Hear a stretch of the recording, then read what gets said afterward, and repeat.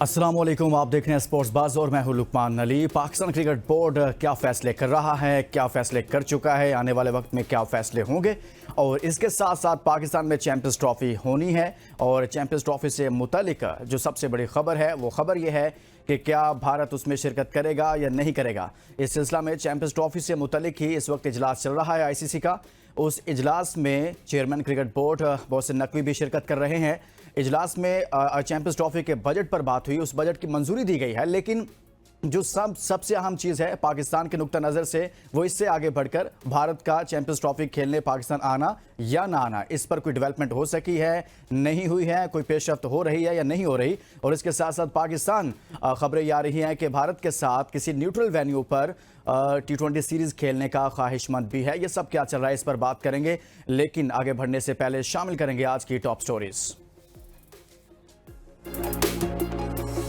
Chairman PCB Mohsin Naqvi और भारतीय cricket board के सेक्रेटरी जय शाह की आज अहम मुलाकात मुतवक्के। मुलाकात में न्यूट्रल वेन्यू पर पाक भारत सीरीज और चैंपियंस ट्रॉफी पर गुफ्तगू होगी। ICC इजलास में चैंपियंस ट्रॉफी का बजट पास, ज़राए का दावा। अगर मैं पाकिस्तान आया तो बताऊंगा रिवर्स स्विंग क्या होती है, मोहम्मद शामी का बयान।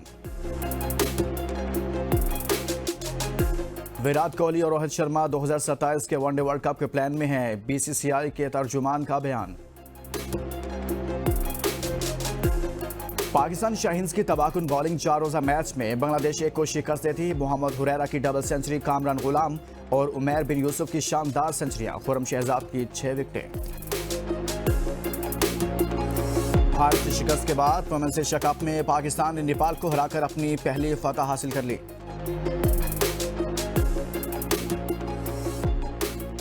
जफना किंग्स ने लंका प्रीमियर लीग 2024 का टाइटल अपने नाम कर लिया।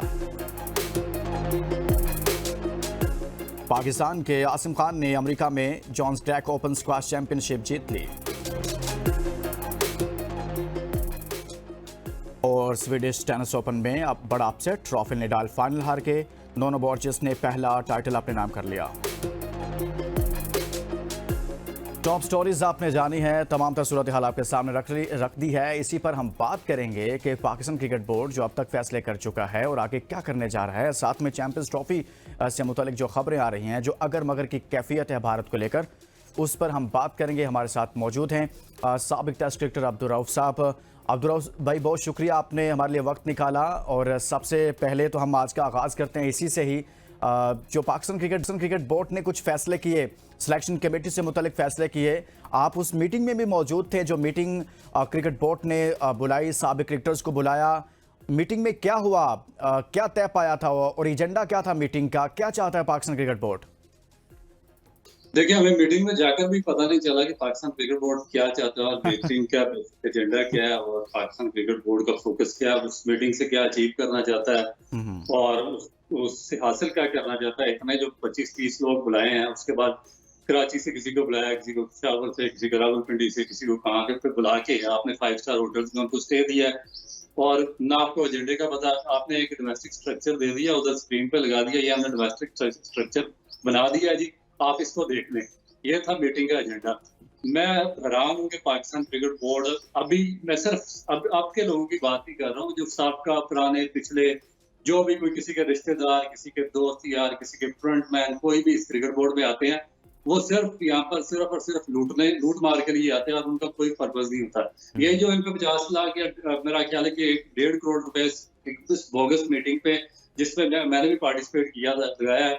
अगर ये 1.5 करोड़ रुपया अगर कोई इनमें अक्ल होती ना, ये क्लब क्रिकेट में लगाते, और मेरा ख्याल है कि आप पूरे एक पंजाब के जितने क्लब क्रिकेट है उनमें अगर बॉलिंग सप्लाई कर देते तो उससे पाकिस्तान क्रिकेट की काफी ज्यादा बेहतरी हो जाती, बजाय कि ये मीटिंग करवाने।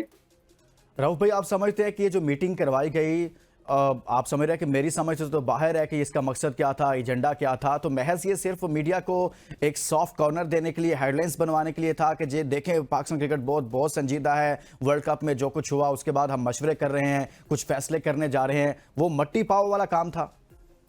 देखिए, ये तो चलता रहेगा। देखिए ना, पाकिस्तानी कौम पिछले 60-70 साल से ऐसे ही बेवकूफ बन रही है। हाँ। जो हमारा आज भी हाल हो चुका है पाकिस्तान, पूरे हमारे कंट्री का, जो हमारे सारे इदारे बर्बाद हो चुके हैं, जो हमारा सारा सिस्टम तबाह हो चुका है, जो हमारा स्पोर्ट्स का जो बेसिक सारा इंफ्रास्ट्रक्चर ग्राउंड अजमीन बोस हो चुका, उसकी बेसिक वजह यही चीजें हैं। ये बादशाह जफर, ये मोहम्मद शाह रंगीला स्टाइल, इस तरह लोगों को ऑब्लाइज किया जाता है। वो पाकिस्तान क्रिकेट बोर्ड में पाकिस्तान के स्पोर्ट्स में आते हैं और इनको नहीं परवाह कि इससे, इस गेम से, इससे या पूरी लाखों लोगों का, लाखों जो बच्चे हैं उनका मुस्तकबिल इससे मुनस्सर है। वो उनकी रोजी रोटी का जरिया है। इससे लोग अपना बच्चों का पेट पालते हैं, अपने घर लोगों को चलाते हैं। सारा दुनिया में पाकिस्तान की रिकग्निशन होती है कि अगर आपको चैंपियन पैदा करें या बड़ा कोई इवेंट जीते हैं तो पूरी दुनिया में पाकिस्तान का नाम बदलता है। मगर इन लोगों ने, एक मेरा ख्याल है कि पाकिस्तान के जो हायर अथॉरिटीज हैं, जो लोग ऊपर काम करते हैं, इन्होंने कसम खाई हुई है कि इस मुल्क का ना तो कोई इदारा सही होने देना, ना इसमें कोई बेहतर काम होने देना। कोई अगर कोई इंफ्रास्ट्रक्चर चल रहा है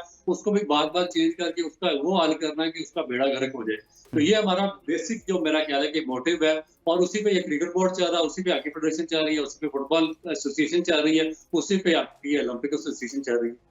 अच्छा, ये तो बड़ा अलमिया वाली बात है कि एक इतनी बड़ी आपने मीटिंग बुला ली, उसके अंदर सबको बुला लिया, लेकिन सिर्फ आपने डोमेस्टिक क्रिकेट पर एक प्रेजेंटेशन दे दी और उसके अलावा कुछ हुआ नहीं है। जबकि अब्दुर्रऊफ साहब, आप नहीं समझते कि पाकिस्तान क्रिकेट बोर्ड को पाकिस्तान टीम की कप्तानी से मुतालिक फैसले लेने चाहिए? जो सिलेक्शन कमेटी ने जो सिलेक्शन की उसके हवाले से फैसले लेने चाहिए थे, लेकिन ये मामला तो सिर्फ और सिर्फ बार बार यही कहा जाता है। इससे पहले भी हमने माजी में देखा है कि जब भी कोई वर्ल्ड कप में ऐसी परफॉर्मेंस आती है, किसी सीरीज में ऐसी परफॉर्मेंस आती है, तो हम कहते हैं, बयान सामने आते हैं, जी डोमेस्टिक ठीक करेंगे, स्ट्रक्चर ठीक करेंगे, ये करेंगे, वो करेंगे, लेकिन जो असल जिम्मेदार होते हैं उनका तयन नहीं हो पाता। तो आप समझते हैं कि पाकिस्तान क्रिकेट बोर्ड को टीम के कैप्टन के हवाले से भी आगे बढ़ना चाहिए, कोई फैसला करना चाहिए, या आप समझते हैं नहीं, अभी ऐसे ही चलना चाहिए?